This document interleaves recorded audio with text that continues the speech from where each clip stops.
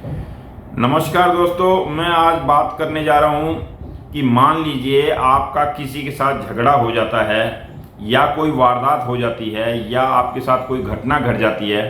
इस दौरान जो है आप एक कंप्लेंट पुलिस थाने में देते हैं। तो दोस्तों जनरली ऐसा देखा जाता है कि पुलिस थाने में कंप्लेंट देते समय जो कंप्लेनेंट होता है वो पूरी तरह से अवेयर नहीं होता और उसमें कुछ टेक्निकली चीज़ें छूट जाती है, और उन टेक्निकली जो चीज़ें छूट जाती है उसका फ़ायदा जब वो केस कोर्ट में आता है तो जो अपोजिट पक्ष है यानी कि जो एक्यूज का साइड है वो उसका बेनिफिट लेता है। तो दोस्तों आज मैं आपको उसी के बारे में बताने जा रहा हूँ कि जब आप कंप्लेंट लेके जाएं थाने में तो उससे पहले आप किन किन चीज़ों पे ध्यान दें। दोस्तों कंप्लेंट करते समय सबसे पहला जो है आपको टाइम ऑफ अकरेंस पे ध्यान देना है, यानी जो घटना घटी है वो कितने बजे घटी है।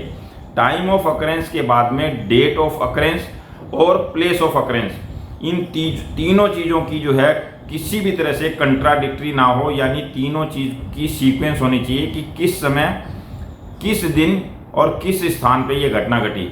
उसके बाद में दोस्तों मैनर ऑफ सीक्वेंस, यानी कि किस तरह से किन किन एक्यूज ने किसके किसके साथ में कैसे कैसे मारपीट की, या फिर और कोई अगर बात है तो वहाँ पे आपको सीक्वेंस को सीरियली बताना है। अगर आपने सीक्वेंस में कहीं गड़बड़ कर दी तो वो आपको आगे जाके दिक्कत का सामना देगी। यानी कि मेरा ये कहना है कि मान लीजिए आप कंप्लेनेंट हैं और आपके ऊपर कोई हमला हुआ है, ABCD 4 लोगों ने, तो A ने आपका हाथ पकड़ा, B ने आपका पैर पकड़ा, यानी C ने आपके ऊपर वार किया और D जो है हथियार चला रहा था। इस तरह से आपको ये पूरी एक सीक्वेंस डालनी है, क्योंकि अगर आपने ये सीक्वेंस पूरी तरह से नहीं डाली और बाद में जब आप अपनी चीफ एग्जामिनेशन इन चीफ में अगर आप इस चीज़ को सीक्वेंस को डालते हैं तो वहाँ पे आपका टेक्निकल लेकुना माना जाएगा, यानी कि आपने पहले FIR में ये चीज़ें नहीं बताई, अब ये आप सुधार कर रहे हो, यानी इम्प्रूवमेंट में आ जाएगा। तो टाइम ऑफ अकरेंस के बाद में जो है आपको मैनर सीक्वेंस जो है वो बताना है।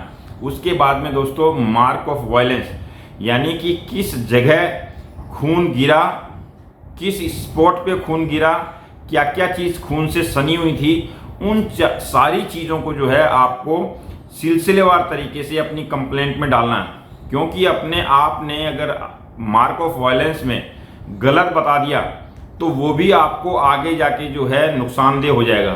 तो मार्क ऑफ वायलेंस को भी आप बिल्कुल सही बताएं। अगर आपके गर्दन पे चोट है तो गर्दन का ही बताएं, हाथ में है तो हाथ का ही बताएं, और ब्लड जहाँ गिरा है, जिस चीज़ पे गिरा है वो चीज़ एग्जैक्टली बताएं, उसमें किसी तरह का लकुना ना छोड़ें। उसके बाद में दोस्तों आता है कि कौन कौन वहाँ प्रेजेंट था, ये भी बहुत महत्वपूर्ण है। अगर मान लीजिए बाद में आप इम्प्रूवमेंट करके किसी 3 नाम को और बताते हैं तो वो दोस्तों फिर आपके लिए नुकसानदायक हो जाएगा, क्योंकि आपने अपनी कंप्लेंट में या फिर FIR रजिस्ट्रेशन के दौरान में उन विटनेसेस का नाम नहीं बताया। तो आपको विटनेसेस का नाम भी जब आप कंप्लेंट दे रहे हैं उसी में लिख देना चाहिए। अगर उस समय आपने कंप्लेंट में विटनेसेस का नाम नहीं डाला तो बाद में फिर ये इम्प्रूवमेंट में आ जाएगा, क्योंकि आपने विटनेसेस का नाम नहीं डाला, और विटनेसेस का नाम नहीं डाला तो इन्वेस्टिगेशन के दौरान में जो है IO साहब उस विटनेस से सवाल जवाब नहीं कर सकेंगे और चार्जशीट में 161 का स्टेटमेंट भी उनका नहीं आ पाएगा। तो ये आपके लिए ब्लंडर हो जाएगा। वहाँ पे आपको विटनेस अगर कोई है तो वो भी बताना है। इसके बाद दोस्तों अगर मान लीजिए उस घटना स्थल के आसपास में कोई CCTV कैमरा है तो आपको उसका भी ब्यौरा देना चाहिए कि उस घटना स्थल के पास में फलानी जगह पे जो है CCTV का कैमरा भी लगा हुआ था जिसमें सारी चीज़ें रिकॉर्ड हुई है, लिहाजा उसको भी जब्त किया जाए। कई बार ऐसा देखने में आता है कि CCTV के कैमरे होते हैं लेकिन IO साहब किसी भी वजह से उसको नहीं लेते या कोई दबाव की वजह से, तो इस तरह से आपका जो एक लाइव एविडेंस है वो नष्ट हो जाता है। तो आप उसका भी जिक्र जो है अपनी कंप्लेंट में जरूर करें। तो इस तरह से कंप्लेंट देते समय कुछ सावधानियां बरतें ताकि आपको कंप्लेंट के बाद में किसी तरह की दिक्कत का सामना ना करना पड़े। तो दोस्तों ये कंप्लेंट किस तरह से ड्राफ्ट की जाए और क्या क्या चीज़ों का ध्यान रखा जाए कंप्लेंट देते समय, इस बारे में एक छोटा सा वीडियो अगर आपको अच्छा लगा हो तो इसे लाइक, शेयर और सब्सक्राइब जरूर करें, और साथ में बेल आइकन को भी प्रेस कर दें ताकि मेरा नया वीडियो आप तक सबसे पहले पहुंचे। नमस्कार, धन्यवाद।